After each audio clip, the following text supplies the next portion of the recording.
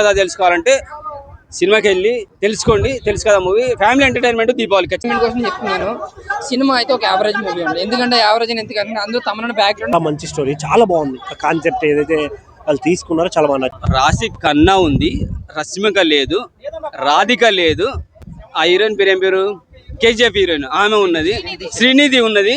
శ్రీనిధి అంటే అందాల నిధి ఆరబోస్తని ఆలోచించుకొని రాకండి. ఇంతకుముందు వాళ్ళు చేసిన సినిమాలు వేరు, గ్లామరస్ సినిమాలు. అస్సలు టోటల్గా ఆ పాత సినిమాల గురించి ఆలోచించుకొని రాదు. రాశి ఖన్నా లాంటి అందమైన హీరోని, శ్రీనిధి లాంటి అందాల హీరోని తీసుకొచ్చి ఒక ఫ్యామిలీ బాండింగ్ లో కలిపేశారు నీరజ మేడం గారు. చాలా బాగా అనిపించేస్తుంది. హైలైట్స్ బీజిఎం భయ్య, నిజంగా కొన్ని సన్నివేశాల్లో బీజిఎం కనుక లేకపోతే సినిమాకు అంత ప్లస్ అయ్యేది కాదు. అలాగే బాగా హైలైట్ సిద్ధు గారి పెర్ఫార్మెన్స్, ఆర్టిస్ట్ పరంగా చాలా బాగా యాక్టింగ్ చేసిండు అనే ఫీలింగ్ వెళ్తుంది. ఎందుకంటే ఇప్పటివరకు ఆయనని రఫ్ డైలాగులు రాసేసుకొని గల్లీ పోరగాల్లో ఎలా మాట్లాడుతూ మాస్ ఆడియన్స్ లో ఎలా అయితే ఇరుక్కుపోయాడో మావాడు అన్నట్టుగా ఇప్పుడు ఫ్యామిలీ బంధంలో ఇరుక్కుపోయాడు.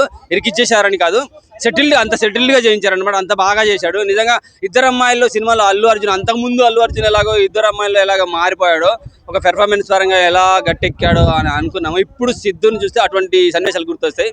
ఫ్యామిలీ బంధంలో మంచిగా చాలా బాగా సెటిల్డ్గా పర్ఫెక్ట్గా చేశాడు. అఫ్కోర్స్ స్టోరీ పరంగా కొంచెం లాగ్ అనిపించినా కానీ సినిమా పరంగా మాత్రం వండర్ఫుల్ మూవీ. సిద్ధు పెర్ఫార్మెన్స్ చాలా బాగా అనిపించేస్తే అఫ్కోర్స్ రాశి ఖన్నా కూడా ఒక ఫ్యామిలీ బంధంలో, అలాగే శ్రీనిధి ఖచ్చితంగా దీపావళికి ఫ్యామిలీ ఆడియన్స్.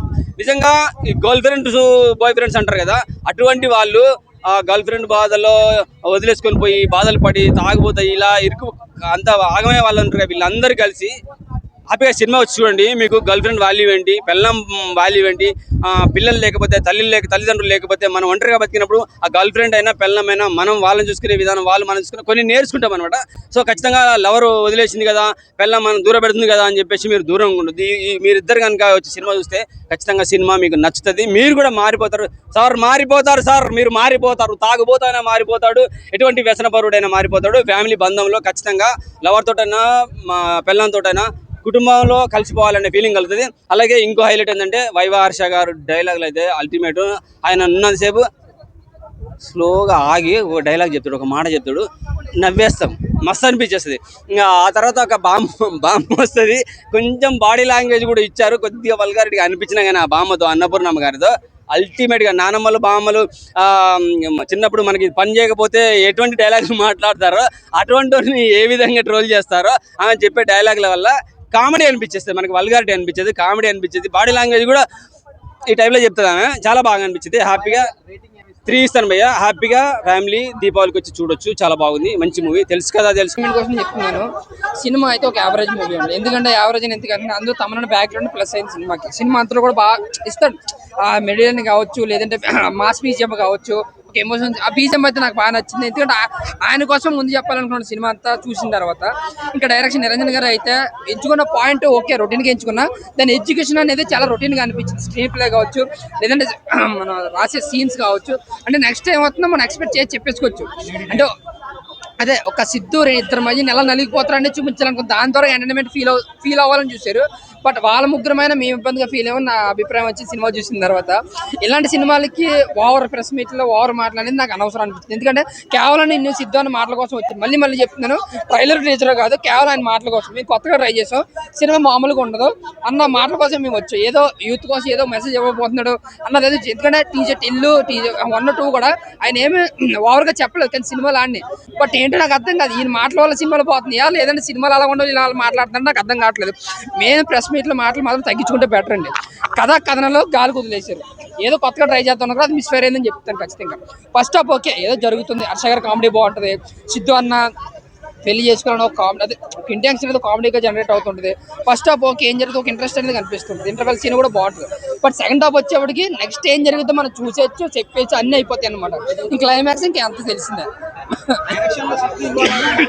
ఏదన్నా